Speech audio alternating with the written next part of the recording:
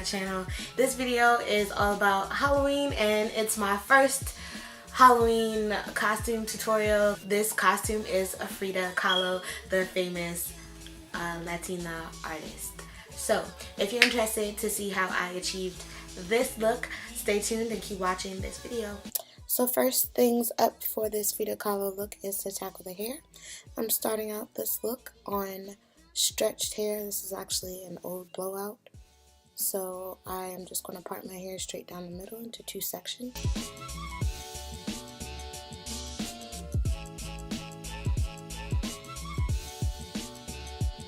Finally getting it right.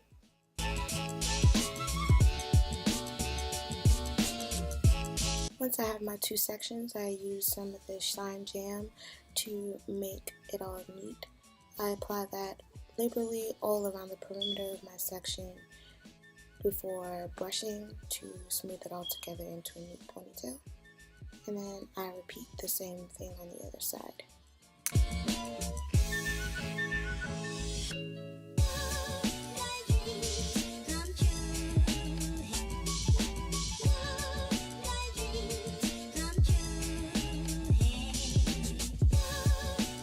I had to rest for a second because my arms hurt. The care is no joke, y'all. This will make sense a little later, but I purchased some ribbon from Target and I'm just taking that apart and separating the strands. Next, I'm going to use 3 pieces of Marley hair per side to lengthen my braids.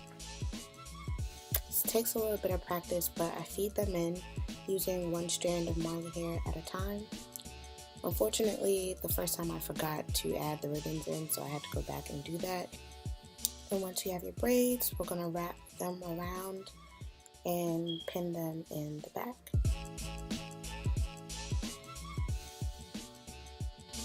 And that's it for the hair. Came out pretty cute. Now it's time to beat this face. I'm going to start out with primer from Becca. And I'm just going to use that in my T-zone where I tend to get oily.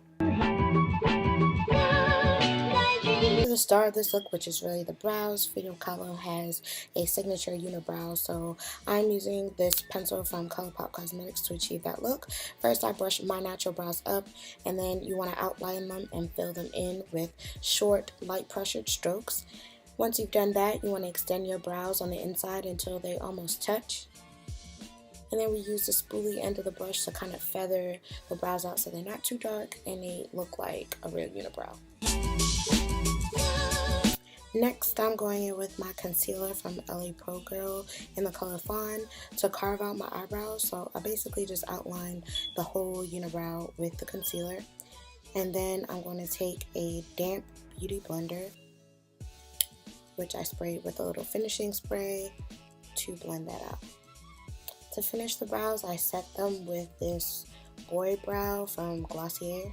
And then I'm going to prime my lids with that same concealer, blend that out. And then set my lids with the dark deep powder from Laura Mercier. For foundation, I'm using this BB cream from Black Radiance in the color Chocolate. I actually used way too much and realizing that this is not my color. It's a new shade I was trying out. And then blend that BB cream out.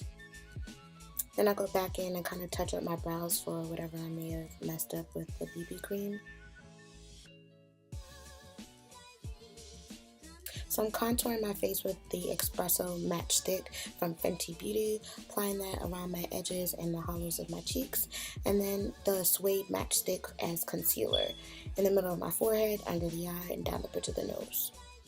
And then blending that out with the Beauty Blender.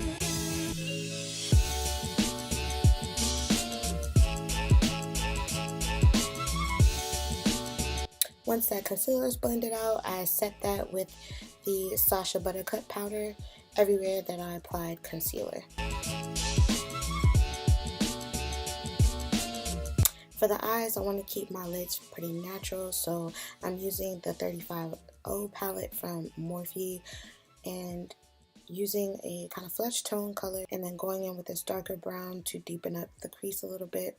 And I'm using this kind of windshield motion to blend everything out.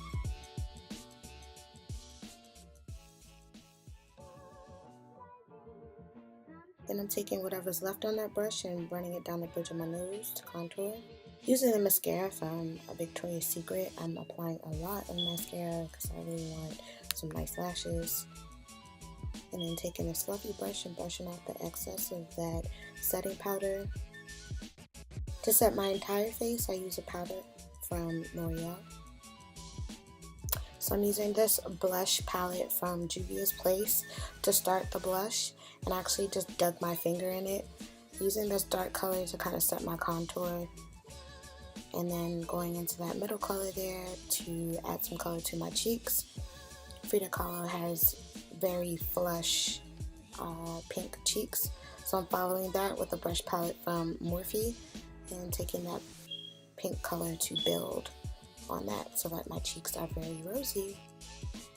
Back in that Morphe palette again, I'm taking that same pinky color and mixing it with a little pale pink that has some shimmers to it and adding that to my cheeks. Next, I use a setting spray from Skindanavia to get everything to settle into my skin. Next, I use the Kilowatt Duo Highlighter in Ginger Binge and added that on top of my cheeks as if they weren't already bold enough. For lips, I went with the color Rooch from ColourPop. And later I decided that wasn't quite bright enough because a lot of Frida's pictures are pretty bright lipped. So I added the color More Better from ColourPop on top of it. It took a few coats, but I finally got a color that I was happy with, that wasn't too dark and it wasn't too bright.